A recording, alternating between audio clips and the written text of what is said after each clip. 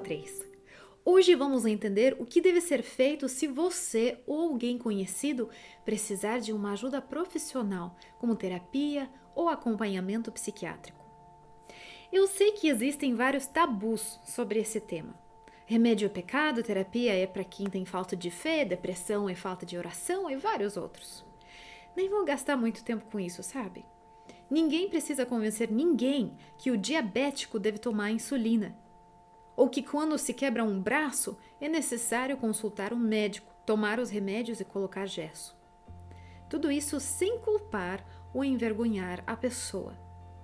Mas quando se quebra a saúde emocional, a história é diferente.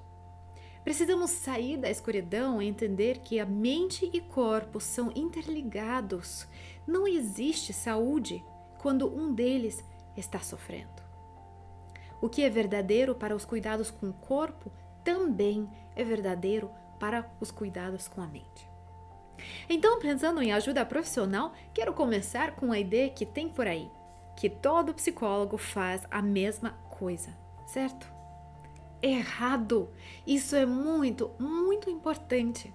Você precisa entender que na área de psicologia existem modelos profundamente diferentes e que para garantir um tratamento eficaz é essencial entender essas diferenças e escolher bem.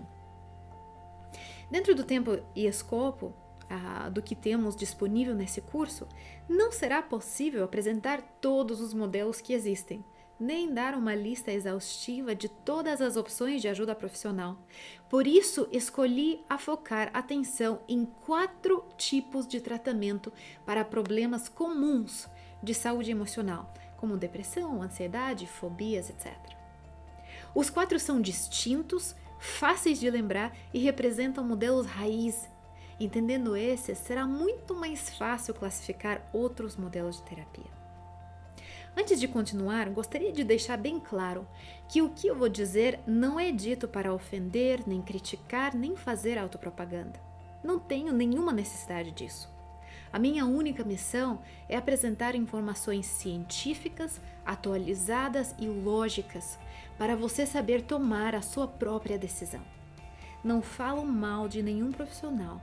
Entretanto, vou falar de modelos que não funcionam. Isso sim, pois vejo isso como minha direta responsabilidade de conscientizar e garantir processo e progresso para os meus próprios clientes e alunos como você. Inevitavelmente, pela restrição de tempo, terei que simplificar alguns pontos. Você poderia até me dizer, mas este modelo evoluiu e já é diferente e tal aspecto, ou existem profissionais excelentes em todos os modelos? Ambos comentários seriam verdadeiros. E mais uma vez, o meu objetivo não é difamar nenhum modelo, mas apresentar dados friamente científicos para que então cada um de nós possa tomar a sua própria decisão.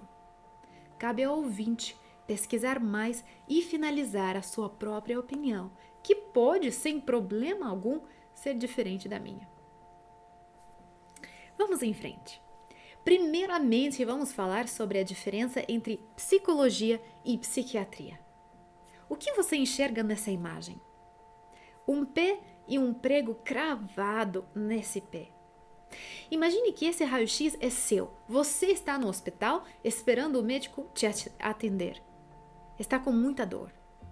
Então o médico vem e diz: ok, entendemos a sua situação e temos uma combinação de remédios perfeita para você. Receita 3 remédios separados, a dosagem certa, explica como e quando você deve tomar e te manda para casa, sem remover o prego. Resolveu alguma coisa?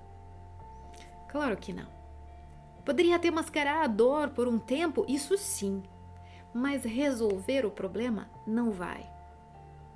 Por outro lado, se o médico tirasse o prego bem enferrujado do seu pé e te mandar para casa sem receitar nada contra possíveis infecções, você não ficaria também angustiado?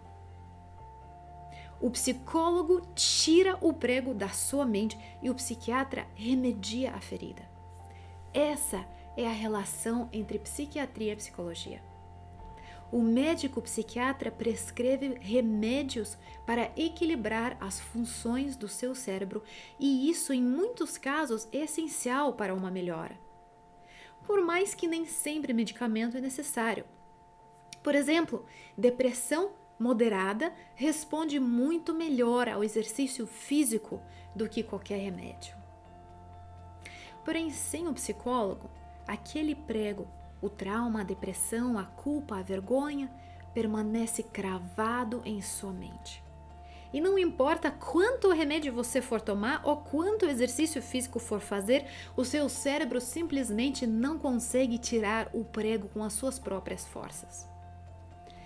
As múltiplas pesquisas já feitas mostram isso cada vez mais.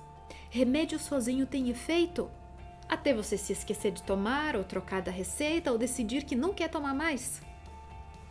Terapia sozinha tem efeito excelente no tratamento de problemas moderados.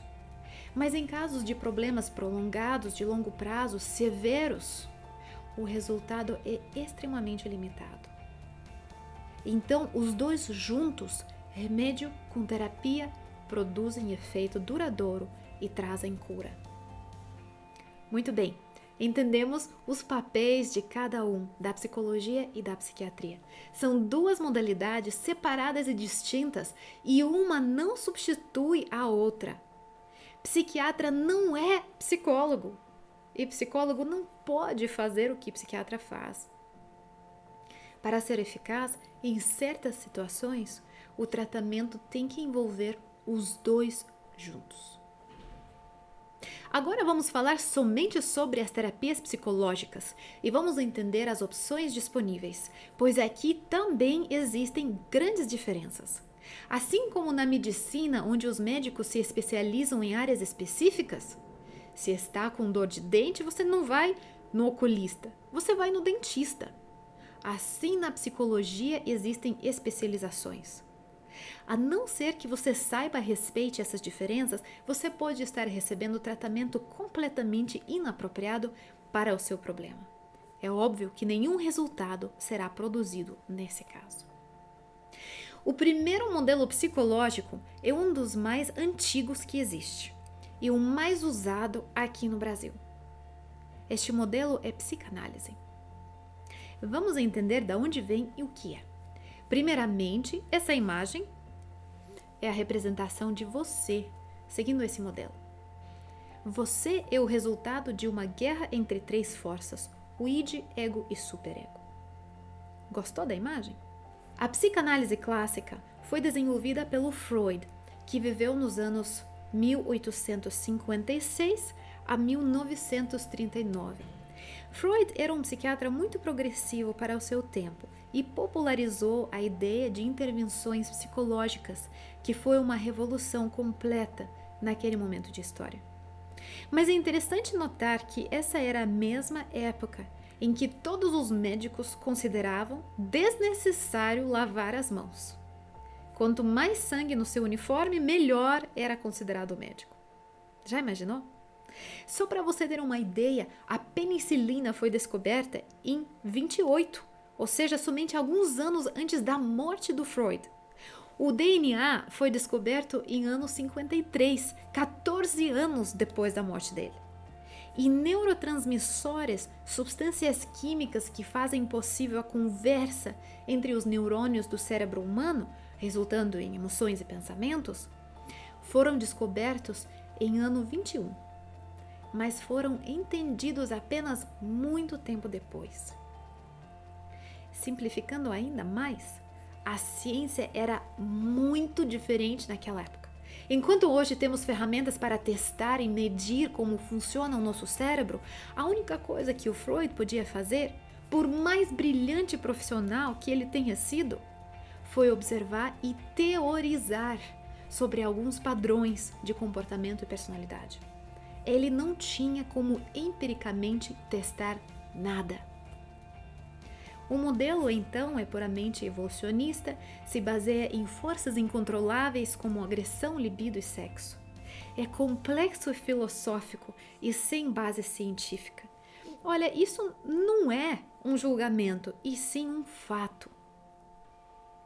Outro fato, seguindo a Organização Mundial da Saúde e várias outras organizações de pesquisa e psicologia clínica, como a NICE, soletrado NICE, da Inglaterra, é que psicanálise é contraindicada para depressão, ansiedade, traumas e problemas relacionados.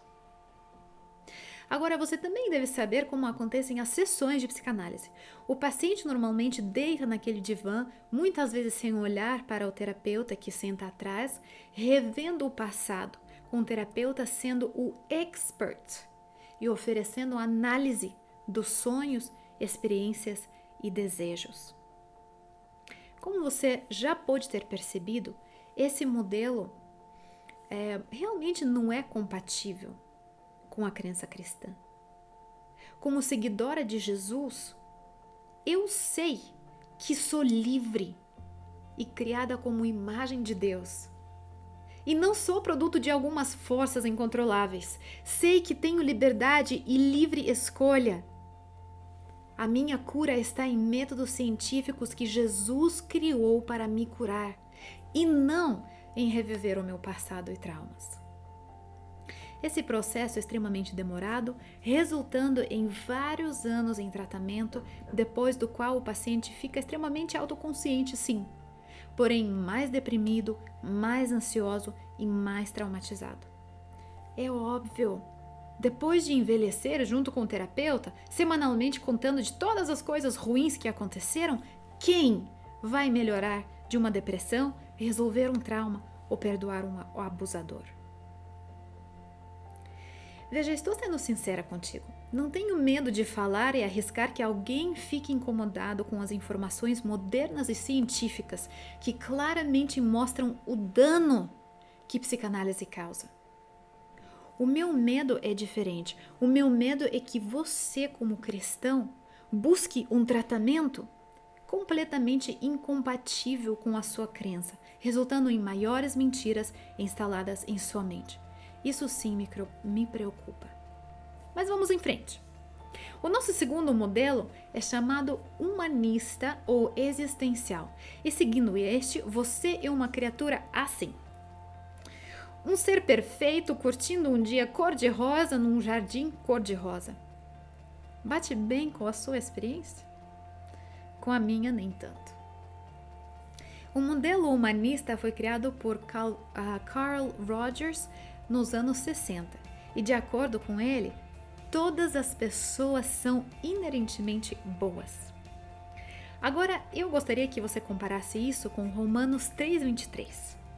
Pois todos pecarem e estão destituídos da glória de Deus. Ou seja, bem aqui no primeiro postulado da terapia humanista, fica muito claro que as duas cosmovisões são completamente incompatíveis. Mas vamos considerar outros pontos para vermos se este modelo, cientificamente falando, dá o resultado desejável. As sessões, em primeiro lugar, buscam dar apoio incondicional para deixar cada cliente atingir o seu potencial. Isso é feito através de conversa guiada pelo cliente e não pelo terapeuta, que não interrompe nem discorda. Ou seja, pleno apoio com zero intervenção. Como resultado, sabemos o que acontece. A pessoa sai da sessão se sentindo ouvida e compreendida, pensando algo tipo, ela sim me entende, ninguém mais me ouve assim. Porém, voltando em casa, o feeling logo desaparece, pois nenhuma mudança duradoura foi estabelecida, nenhum hábito foi mudado e nenhuma rotina saudável foi instalada. O tratamento normalmente é de longo prazo também, mas não tem resultados duradouros, produzindo ao invés disso uma dependência entre o terapeuta e o cliente. O cliente paga por uma hora de amizade e o terapeuta recebe pela conversa light de como foi a sua semana. Isso não é uma intervenção que vale o investimento. Finalmente, chegamos no terceiro modelo, o cognitivo comportamental, o TCC, terapia cognitivo comportamental. Agora, essa imagem me representa assim. E eu acho que você também diria a mesma coisa. Você vai notar que essa foi a ideia da nossa última aula e deste módulo inteiro, afinando os pensamentos com as emoções. Como mencionei lá no comecinho, usamos esse modelo para todos os nossos trabalhos e eu gostaria de explicar por quê. A TCC, a Terapia Cognitivo-Comportamental, foi desenvolvida pelo Aaron Beck nos anos 60 e afirma que nós somos moldados por comportamentos e pensamentos. Esse modelo tem uma base empírica muito sólida. Por exemplo, estudos médicos, estudos de neuroimagem, ressonância magnética e princípios testados de neurociência, todos validam esse modelo como um dos mais eficazes em existência hoje. Ou seja, esse modelo foi testado inúmeras vezes em laboratório e sua eficiência comprovada cientificamente. Consequência disso é o fato de TCC ser um dos poucos modelos na Europa e Estados Unidos aceitos para tratamento de depressão e ansiedade em todos os hospitais e clínicas estaduais e particulares. Isso porque funciona. As sessões da TCC são estruturadas, contendo revisão de tarefas, apresentação de novas ferramentas e técnicas, ensino de estratégias mais saudáveis, tudo isso dentro de um plano de tratamento combinado com o cliente no começo do processo. Além disso, existe uma exigência de supervisão regular, treinamento e aperfeiçoamento profissional contínuo para o terapeuta, estabelecendo accountability e controle de qualidade. Como resultado, vemos mudanças rápidas e duradouras, pois hábitos saudáveis são estabelecidos e mantidos.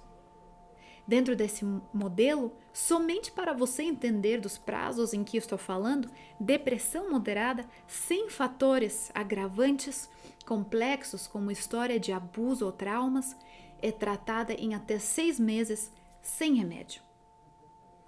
Isso mesmo, meu amigo, minha amiga, você ouviu corretamente.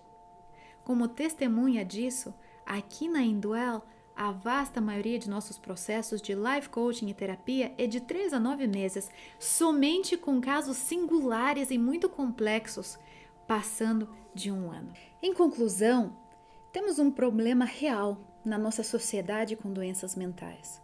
Precisamos buscar a cura e temos sim ferramentas eficazes para tratamento duradouro.